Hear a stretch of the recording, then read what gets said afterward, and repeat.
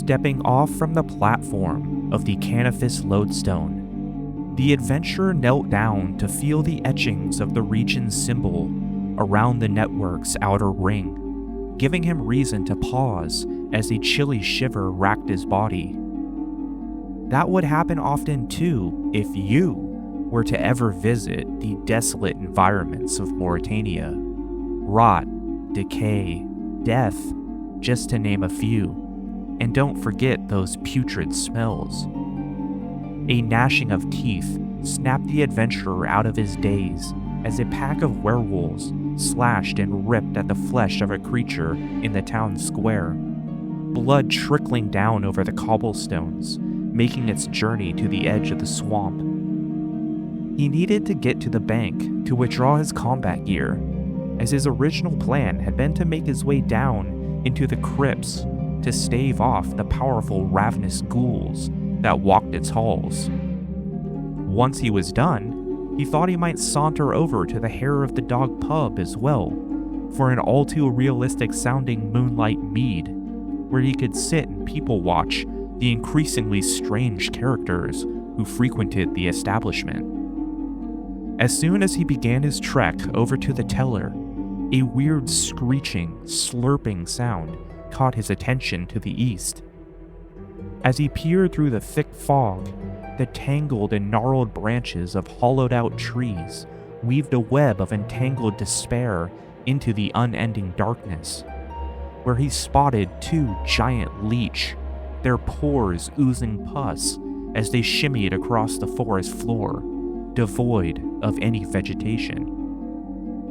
The adventurer realized that in all of his previous exploits in Morytania, whether conscious or unconscious, he always stayed west, closer to the river Salve, closer to safety. "Ah, screw it," he said. "I think it's high time I checked out what's going on over yonder. I may never get this chance again." As he made his way along the dirt road heading east, the first thing he really noticed was a collection of old headstones, worn away by the weather and years of neglect. I wonder who those could have belonged to, he mumbled to himself as he plodded along. The adventurer, lost in his thoughts, abruptly halted, turning his gaze to his left as a huge structure revealed itself in the faint light.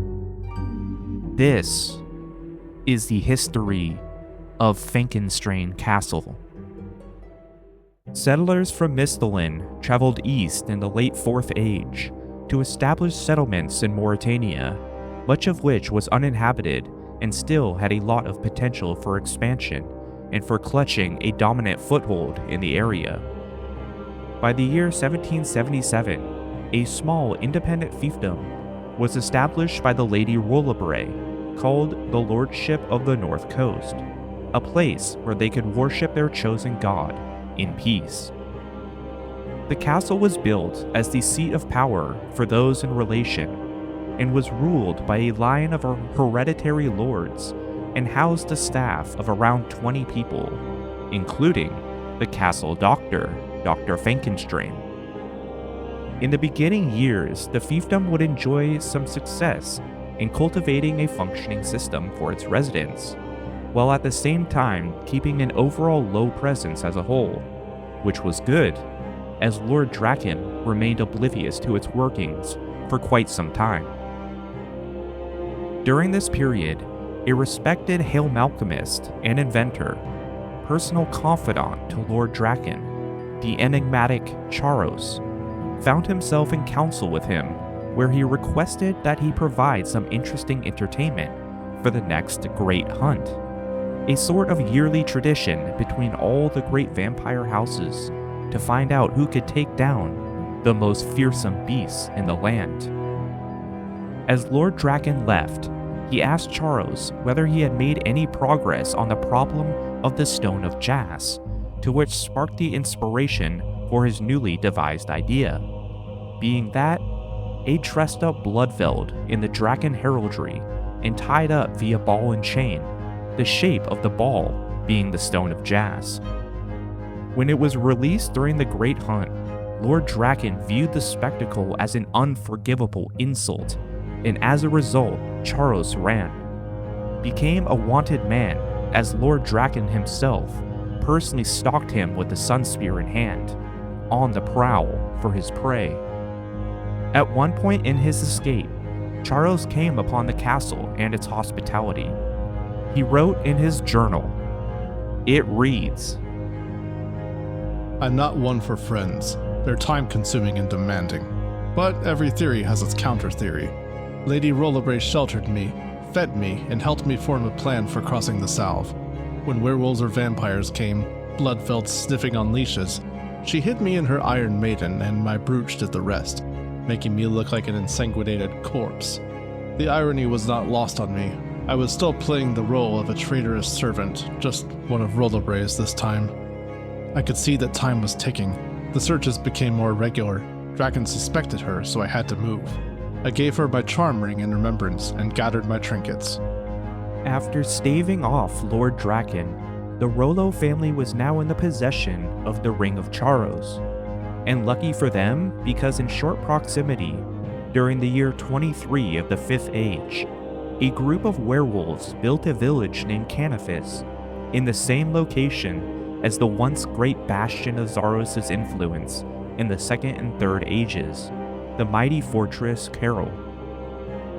These werewolves were hostile though, and the power of the Ring of Charos was able to trick their weak minds into recognizing their own kin in ordinary humans, which protected the fiefdom for many years after.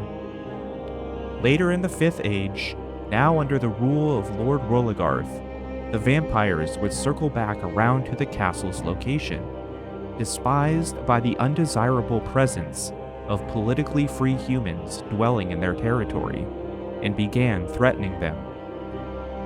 The vampires would soon subjugate the area surrounding the castle and trap its residents inside. Acting on the manipulative advice of castle physician Dr. Fenkenstrain, who had struck a deal with Lord Draken secretly, Rologarth began sending his people for sacrifice, blood ties, in the hope that they might be satisfactorily appeased and leave the castle alone. The plan was obviously a failure, and Lord Rologarth realized that he had been betrayed. In a desperate last attempt, Lord Rologarth penned a letter to his brother Rologaric, who had ventured off on his own just 10 years earlier over the distrust of Dr. Fenkenstrain. The letter read, Rologaric, I am writing to you, my brother, to ask for your aid, and to forgive me on behalf of all the poor souls that I have sacrificed to save my own neck. I have no doubt that my own soul lies forfeit, but I would wish to see you once again before I am cast into the eternal fire.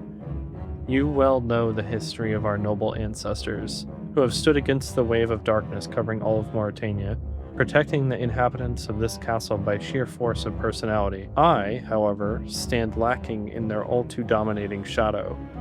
I have been weak, my brother, letting him rule in my stead. You know of whom I speak but dare not name. My doctor of many years, the very same creature you sought to escape 10 years ago. He advised me that the power in the south was rising, and soon our ancestral home would fall to the growing evil. He advised me to send a gift of tribute to the vampires, to satisfy their hunger for at least a while. I regret to say that I acceded to this request. I ordered a young girl out into the forest to pick mushrooms, knowing that I was sending her to her death, or worse, her undeath. Of course, soon after, my advisor told me that the vampires were again restive, and to send another gift, and of course, this I did, to ensure the safety of everyone in the castle. But a vampire's hunger can never be sated. Every innocent soul I have sent into the forest to their doom both strengthens their power and increases their hunger. He knows this. I look into his eyes and see amusement. In his eyes I see the truth, that he must have struck a deal with them some time ago.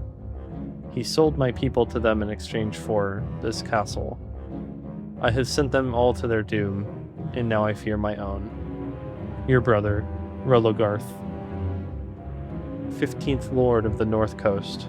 Unfortunately, the letter fell on deaf ears, and Lord Draken enslaved the rest of the humans, rewarding the Doctor with permission to remain in the now empty castle without having to succumb to any vampiric overrule.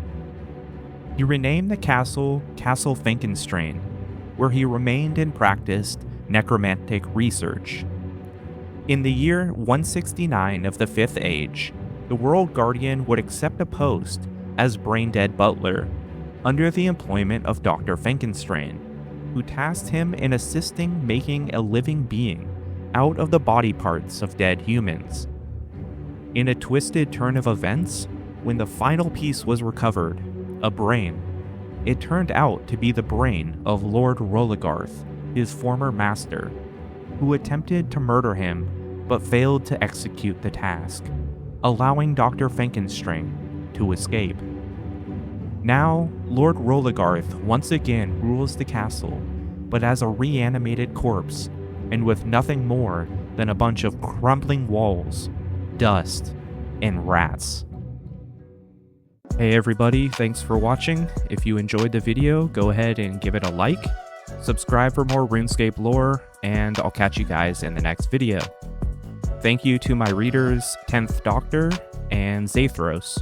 Go ahead and check out their channels in the description below. RuneScape. Forever.